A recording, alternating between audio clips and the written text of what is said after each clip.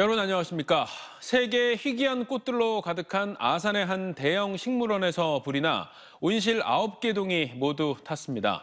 꽃들이 만개해 많은 나들이객들이 찾아올 봄을 코앞에 두고 일어난 화재라서 안타까움을 더하고 있습니다. 건조한 날씨 속에 최근 지역 곳곳에서 크고 작은 화재가 잇따르고 있어 각별한 주의가 필요합니다. 조형준 기자의 보도입니다.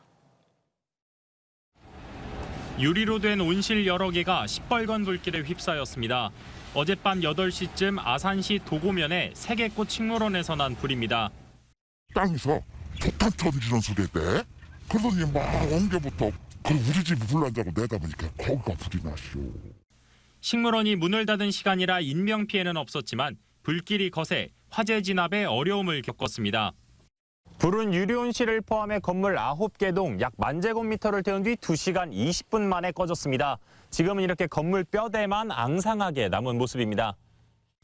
이 식물원은 희귀한 꽃과 식물 등 3,000여 종을 관람할 수 있어 사계절 내내 찾는 발길이 이어지는 곳입니다.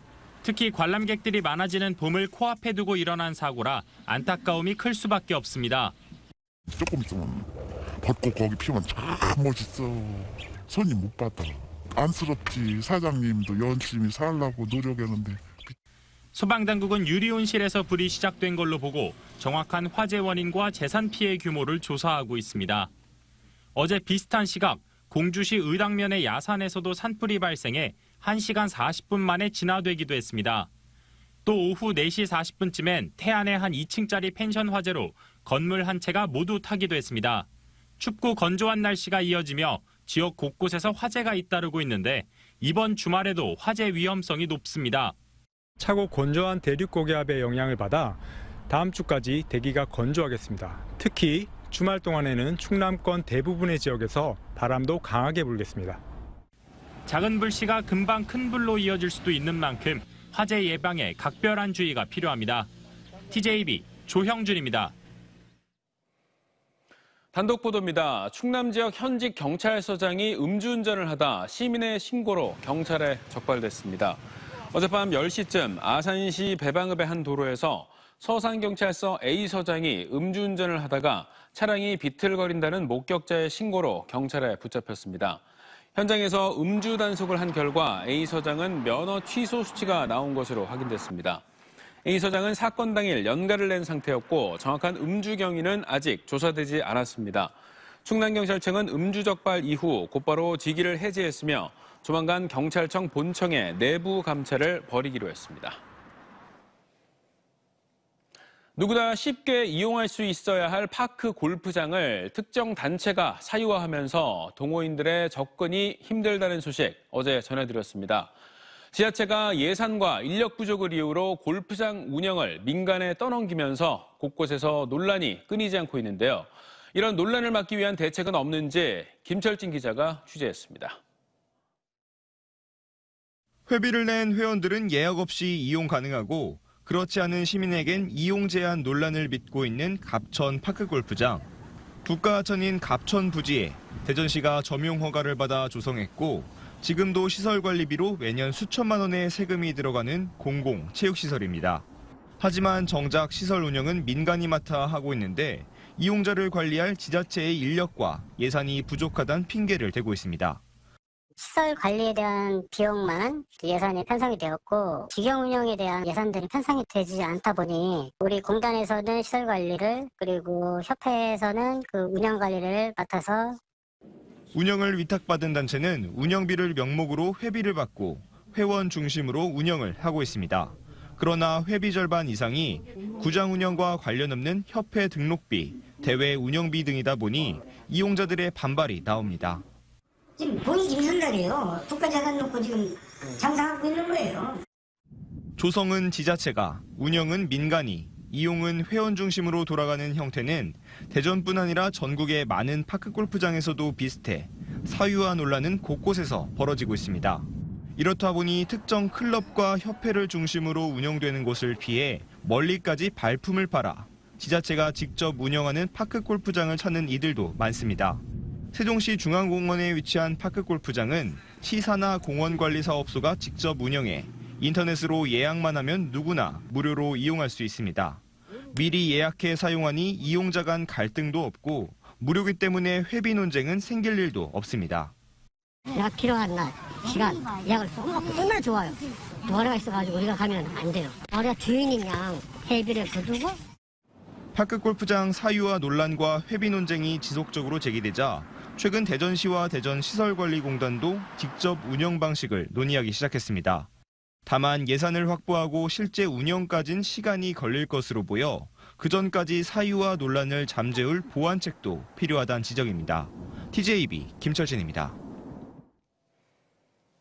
다음 달 액화 석유가스 LPG 가격 인상이 예고되면서 지역 택시업계가 경영 위기를 호소하며 택시요금 인상을 요구하고 있습니다. 다음 달 LPG 국내 공급 가격이 30%가량 오를 것으로 예상되는 가운데 3,300여 대를 운행하는 대전 법인 택시업계는 한 대당 현재 월 120여만 원의 가스 비용이 20-30% 더 늘어날 거라며 경영난 가중으로 인한 위기를 호소하고 있습니다. 대전 충남 택시업계는 상반기 중 택시요금 인상을 예고했지만 정부가 공공요금 억제 방침을 세우자 최근 택시를 공공요금 관리에서 제외해달라고 요구하고 있습니다. 올 시즌 K리그 1부로 승격한 프로축구 대전 하나시티즌의 홈 개막전 첫 경기 온라인 유료 예매자 수가 15,000명을 돌파하며 흥행몰이를 예고했습니다. 대전은 26일 일요일 오후 4시 30분에 대전 월드컵 경기장에서 최영수 감독이 이끄는 숙적 강원FC와 맞붙습니다.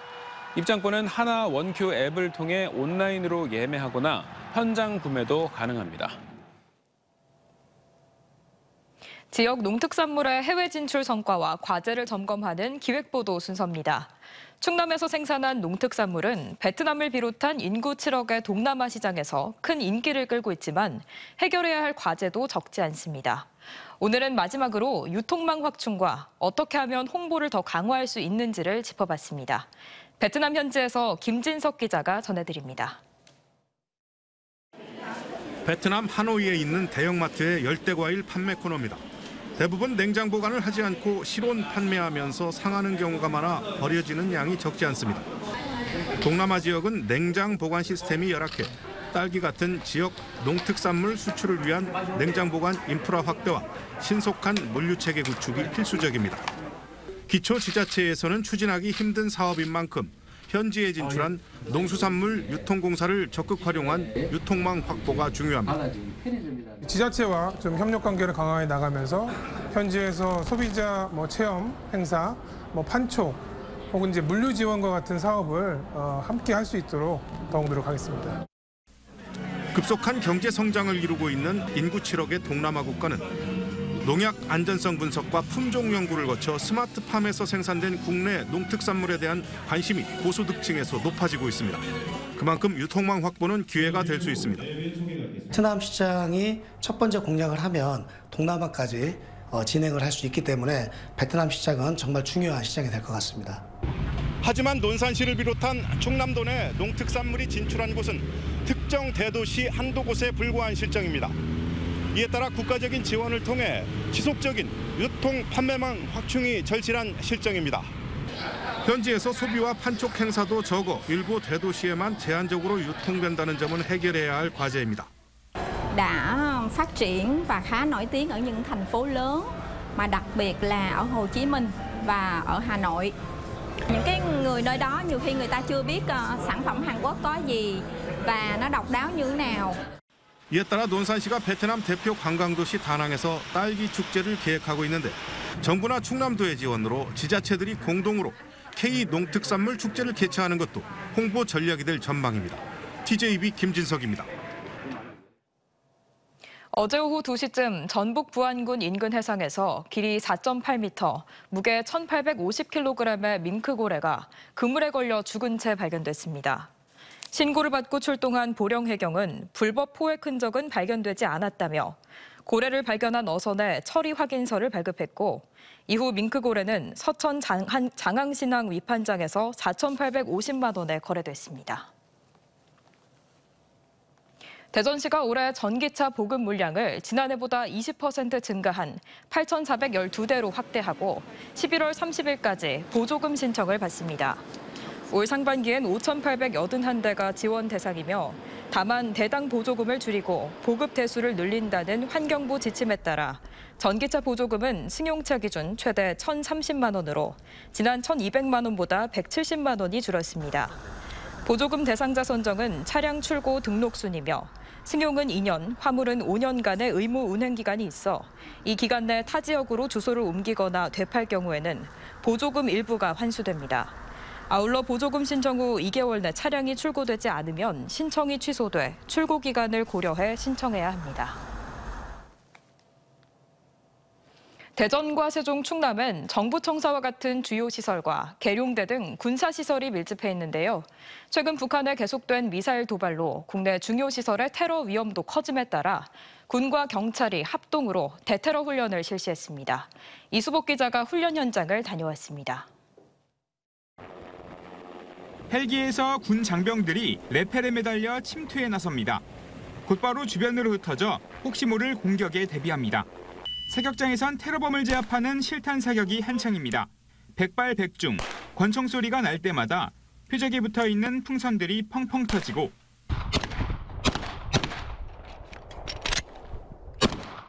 위기에 빠진 VIP를 적에게서 구조해냅니다.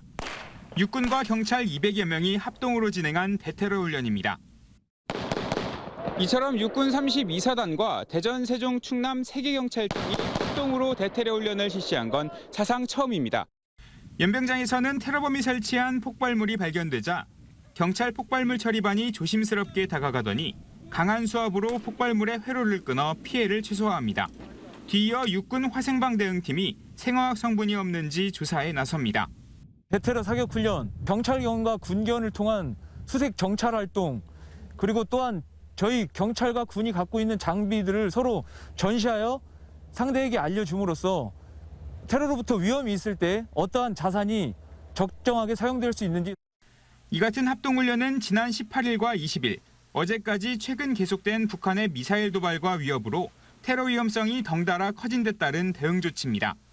특히 대전과 세종에는 국무총리실을 비롯해 장차관들이 몰려있는 정부청사가 있고 대덕특구엔 원자력과 과학 관련 시설, 충남 남부 지역엔 계룡대 등 국가보안시설이 밀집돼 있습니다. 이 때문에 테러에 대한 긴장을 한시도 늦출 수 없습니다. 충청남도와 세종시, 대전에는 정부 청사와 국가 및 군사 중위설이 많이 있습니다. 테러를 대비해서 군과 경이 함께 훈련하면서 이를 대비하기 위해서 실시하였습니다.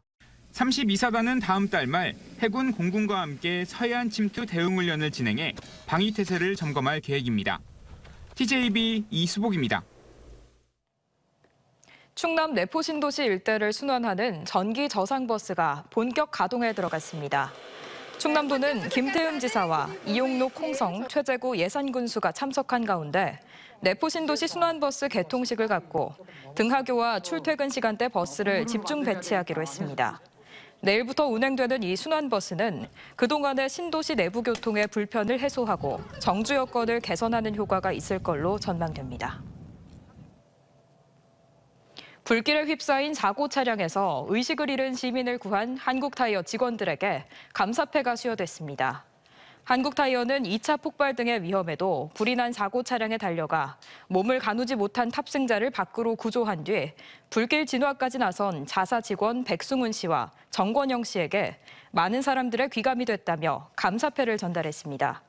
지난 2일 오전 7시쯤 야간 근무를 마친 백 씨와 정 씨는 사고가 난 차량에서 시민을 구했고 이 사실이 언론 보도를 통해 뒤늦게 알려졌습니다. 조성된 지 50년이 넘은 대전 산업단지를 디지털 저탄소 미래형 제조 공간으로 탈바꿈시키기 위한 스마트 그린 산단 사업단이 출범했습니다. 한국산업단지공단 충청본부가 운영하는 사업단은 산단 내 기업들의 스마트 팩토리 전환을 비롯해 디지털, 친환경 기반 제조 기술 등 관련 사업을 추진하게 됩니다. 산업통상자원부 공모에 선정된 대전시는 국비 646억 원과 시비, 민재를 더해 오는 2027년까지 840억 원을 투입해 모두 7개 사업을 추진합니다. 병을 앓는 동생이 안수기도를 받지 못하고 있다며 교회에서 수시로 난동을 부리고 출동한 경찰관을 폭행한 50대에게 징역형이 선고됐습니다. 대전고법은 천안 서북구의 한 교회에 돌을 던져 유리창을 깨고 출동한 경찰관을 폭행한 혐의로 51살 A씨에게 1심과 같은 징역 10개월을 선고했습니다. 대전 국민은행 강도 살인 사건의 진범으로 체포돼 재판에 넘겨진 이승만과 이정학이 1심 판결에 불복하고 어제와 오늘 각각 항소장을 제출했습니다. 앞서 검찰은 이승만에게 무기징역, 이정학에게 징역 20년형이 내려진 1심 선고형이 낮다며 항소한 바 있습니다.